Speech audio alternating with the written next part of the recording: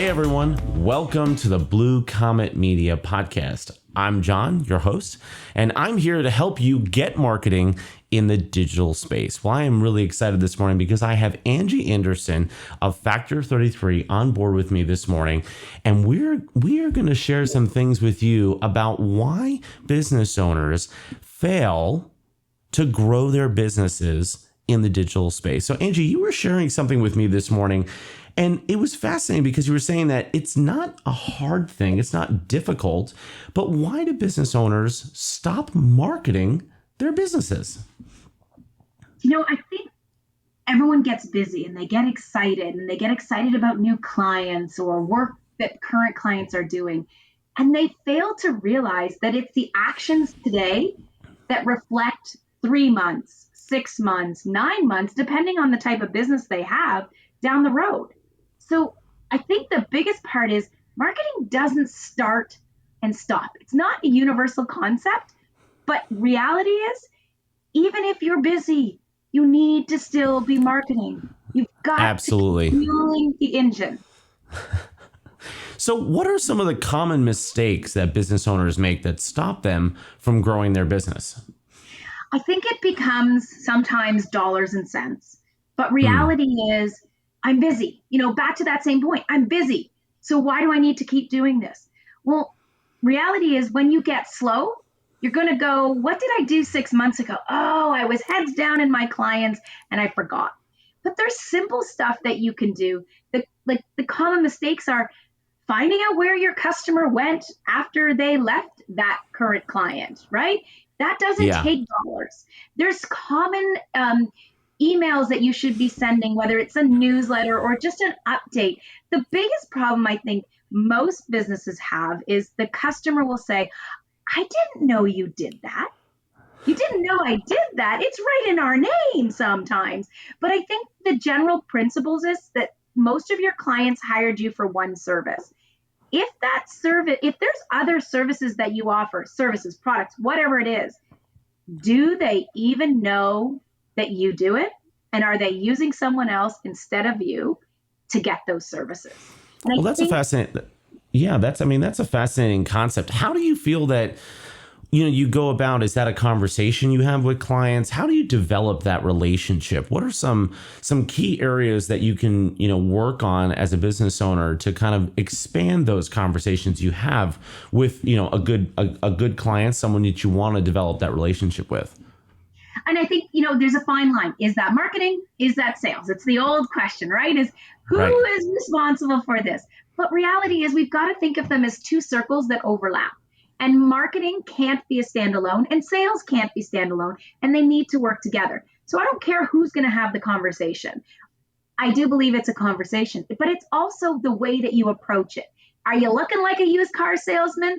Are you trying to upsell? Or more is it concern and interest and relationship building questions that you're asking to really find out if some of these other services are what you need? And those can be done without actually sounding like your Mhm. sales. It can be just the common conversation about what are you doing or how's this working or just checking in with clients. And I know that a lot of times, a lot of companies do quarterly, annually business reviews. Well, typically they're done by sales, but why isn't marketing part of that conversation? Why isn't Yes. marketing hearing what the pains are in that client and being able to understand and market better for new clients and understand those kind of conversations? And that's big, small, indifferent, but you've got to be able to wear both hats as a business owner to say, am I selling? Am I marketing? Am I doing that relationship build in the middle? Well, absolutely. And, it's interesting because I think this is a conversation that a lot of times the business owner is the sales and marketing department at the end of the day, for the business. But there's obviously specializations that happen and individuals that, work on those sides. How do you optimize that process when you're talking with clients? And really, how do you optimize that process to find new leads, even in terms of the content you're creating or working with, clients? How do you optimize that to grow your business, year over year? Well, I think one of the best exercises is to first take your what some people call ideal customers, but ideal customers may not be what your current customers database is full of. But if you look at your current database of clients, it could be 3. Let's be honest. Some companies function very well on 2 or 3 clients. Some companies need 10. Some companies need multiple thousands, right? It all depends on what product or service you're selling. But really getting down to, where did that customer come from? So was it a referral? Was it a referral source? Was it God forbid, the yellow pages? Was it a digital ad? What was it that you invested in to actually get them? So you've got to get to the root of that. Once you get to the root of that, what was their original pain for understanding why they came to you? And I think most people do not take the time to map that out. Because if everyone has the same pain, then you know what your marketing is. If everyone has different pains, you now know how you have to have multiple marketing streams of addressing those pains. But it's making like-minded customers. What else do our customers look like? What do the demographics they have in common? Are they located in one location? That would be easy. That'd be great. Most businesses aren't. They're located around North America. They're located around the world. But they have some common denominators amongst them that they're going to be able to draw from. But sometimes it's about breaking it down. And you know your own business. What are those common denominators? And you start making an Excel sheet, smart sheet, whatever you want to use to figure those out. And it's amazing when everyone says, oh, I get most of my leads through X. And then when I make them do the exercise, X is maybe down the page 3 or 4, and Y becomes very significant, right? Z becomes very significant.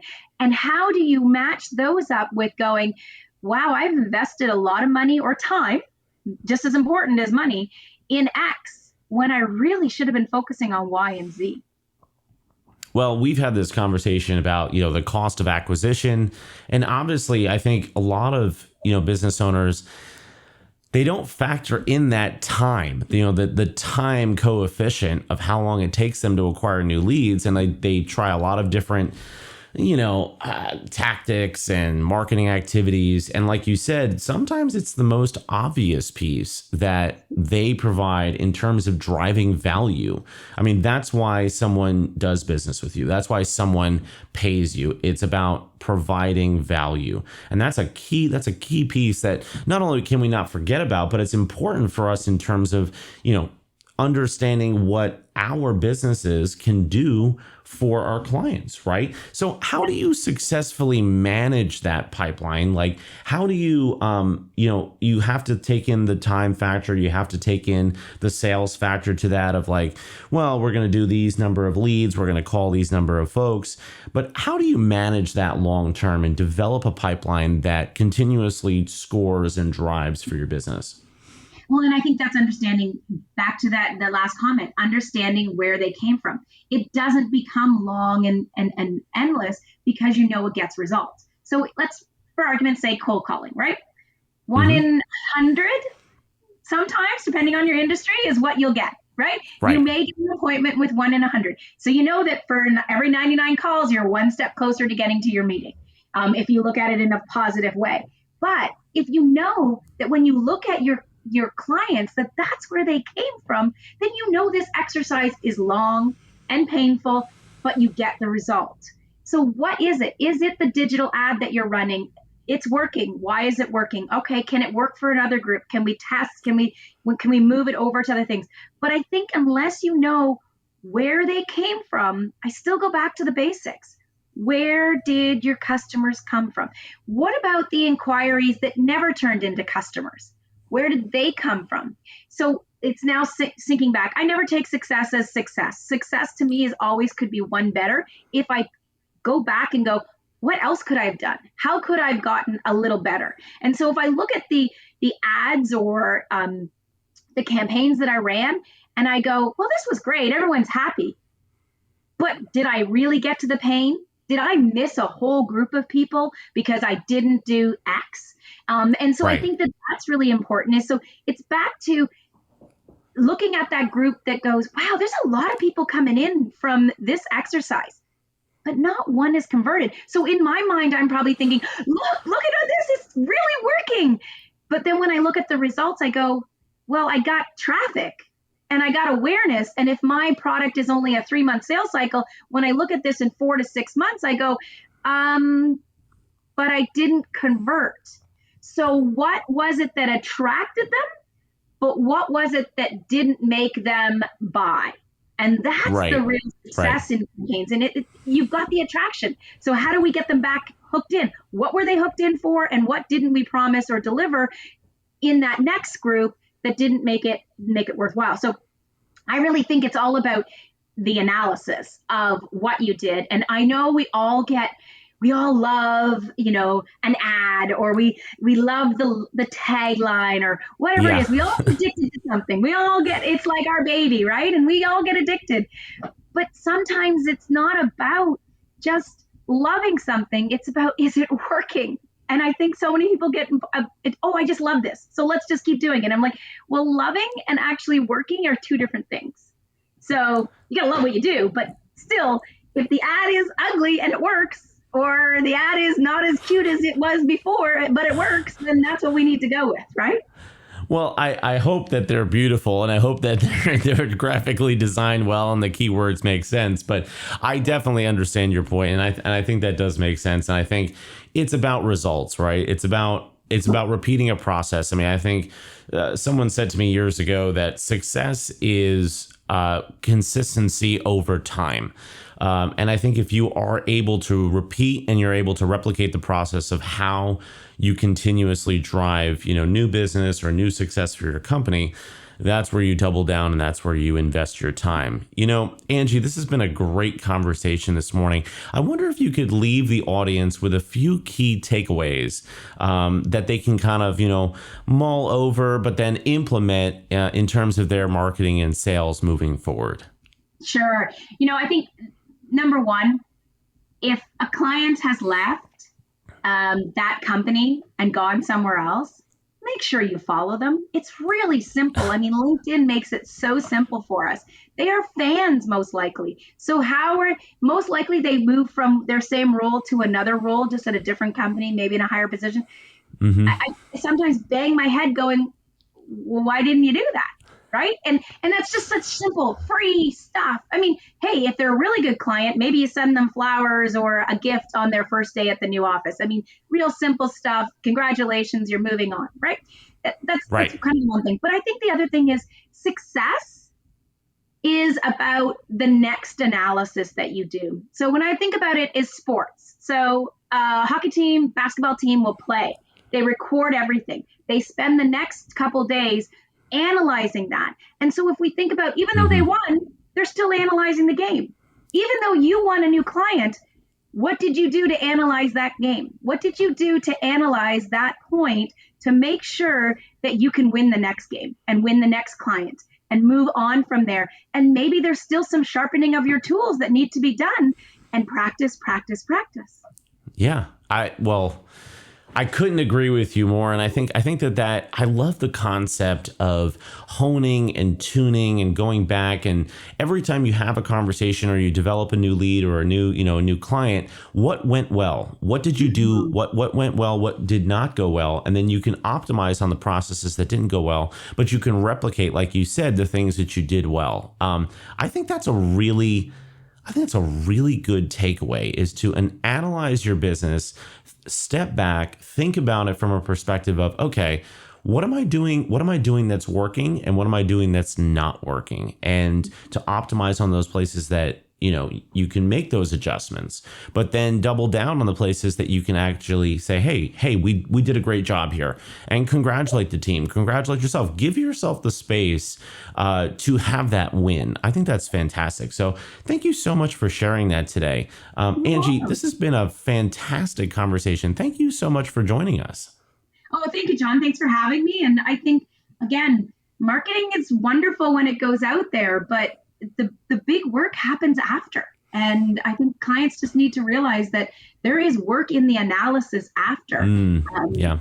All of our, these clients need to ask questions if they've got somebody else doing it for them, but really figure out that process. And I think they'll be even more successful. I I love that. And I think that's a great takeaway for our audience today. So Angie, thank you so much for taking time to be with us today. And I think this has been a fantastic conversation. I'm looking forward to getting this podcast out there. I think the things that you've shared today are really going to enrich our audience and help them to understand how to be more successful in their business. So awesome. Thanks for having me, John. I appreciate it. And thank you so much, the audience, for tuning in today. I hope that you all learned something. I hope that the things that Angie has shared today, you can really take away and obviously implement them in your business. Give yourself the space for success, but ultimately also understand that you can optimize on the things that don't work well. It's not a lost cause, right? It's important for you to see those things, optimize on them, say, hey, what can we do better to figure out how we're going to optimize our business? Thank you so much for tuning in today. Remember to subscribe and share this episode with your friends, of course, and other business owners that you know. If you have questions, please reach out to Andy. Angie. There will be some contact information in the comment section below. And if you have questions, of course, about digital advertising, please reach out to both of us. We certainly want to help you to optimize your business. I look forward to seeing you all get marketing in the digital space.